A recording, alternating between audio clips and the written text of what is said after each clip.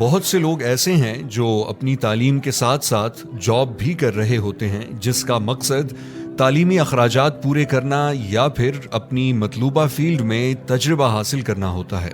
ان میں سے بہت سے پروڈکٹس کو بیچ بھی رہے ہوتے ہیں۔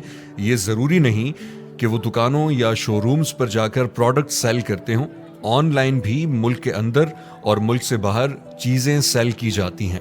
ایک اچھے سیلز مین کے لیے یہ آسان کام ہے، لیکن اعلیٰ کارکردگی کے لیے اپنی صلاحیتوں میں مسلسل نکھار لایا جاتا ہے۔ یہ جاب دوسری جاب سے تھوڑی مختلف ہوتی ہے کیونکہ آپ نے اپنے سامنے والے کو قائل کرنا ہوتا ہے کہ وہ آپ سے پروڈکٹ خریدے۔ بعض اوقات ایسا بھی ہوتا ہے کہ سامنے والا آپ کی بہترین پروڈکٹ کو صرف اپنے موڈ کی خرابی کی وجہ سے نہیں خریدتا۔ اس لیے ایک اچھا سیلز مین اپنے کلائنٹ سے ہمیشہ رابطے میں رہتا ہے، چاہے وہ اس سے پروڈکٹ خریدے یا نہ خریدے، کیونکہ ایک نہ ایک دن وہ اپنے رابطے کی وجہ سے اس شخص کو ضرور اپنی پروڈکٹ بیچ کر اپنا مستقل کلائنٹ بنا لے گا۔ اس لیے سیلز مین کی نوکری میں آپ کی برداشت کا بھی پوری طرح امتحان ہوتا ہے۔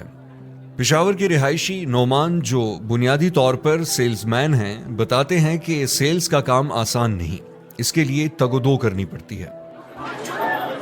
میں بنیادی طور پر ایک سیل مین ہوں۔ میں گولڈ کا کام کرتا ہوں اور اس کے ساتھ سٹون کا کام بھی کرتا ہوں۔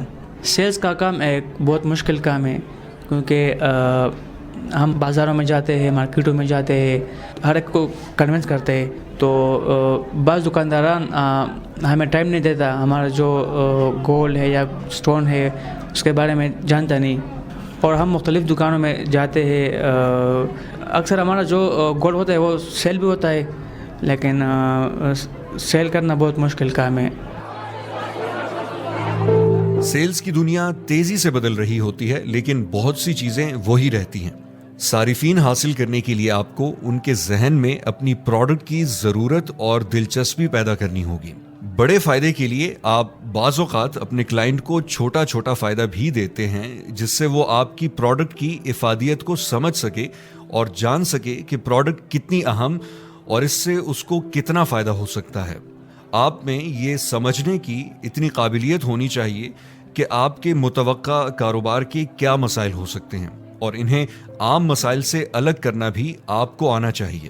دراصل یہ مسائل آپ کی سیلز میں رکاوٹ بنتے ہیں۔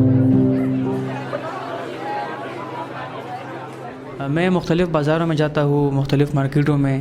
میرا مقصد یہ ہوتا ہے کہ میرا جو گولڈ ہے، میرا جو سٹون ہے وہ سیل ہو جائے۔ اس میں ہمارے ساتھ بہت مسئلے بھی پیش ہوتے ہیں۔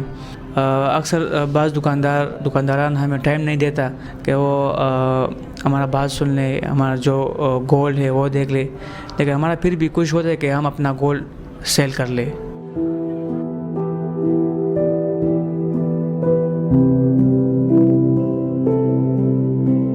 بحیثیت سیلز مین آپ کو اپنا اعتماد قائم کرنے کی ضرورت ہوتی ہے۔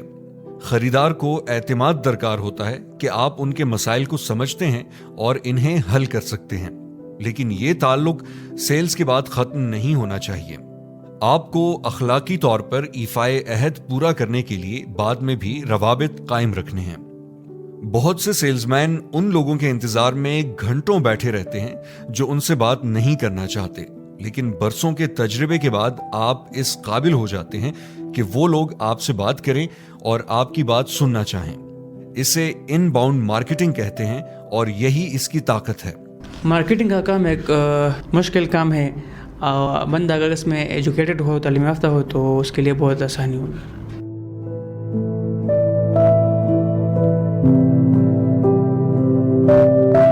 سیلز مین کی جاب کرتے ہوئے آپ کے پیشنس کا بھی پوری طرح امتحان ہوتا ہے، کیونکہ بعض اوقات جب آپ کلائنٹ سے بات کرتے ہیں تو وہ آپ کو بہتر رسپانس نہیں دیتا۔ اگر آپ کسی دکاندار کو سامان بیچ رہے ہیں تو وہ اپنے موڈ کی مناسبت سے چلتے ہیں۔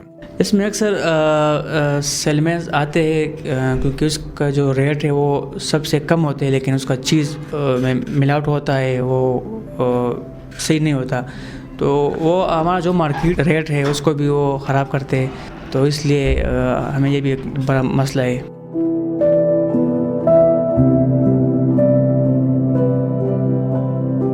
اگر آپ آن لائن پروڈکٹ سیل کر رہے ہیں تو آپ کو آن لائن ہر طرح کا کلائنٹ ملتا ہے. آپ اپنے اعصاب کو جتنا مضبوط رکھیں گے اور اپنے لہجے کو جتنا شیریں رکھیں گے, ایک نہ ایک دن آپ ہر اس شخص کو جو کل تک آپ سے کوئی چیز نہیں خرید رہا تھا, بیچنے میں ضرور کامیاب ہوں گے.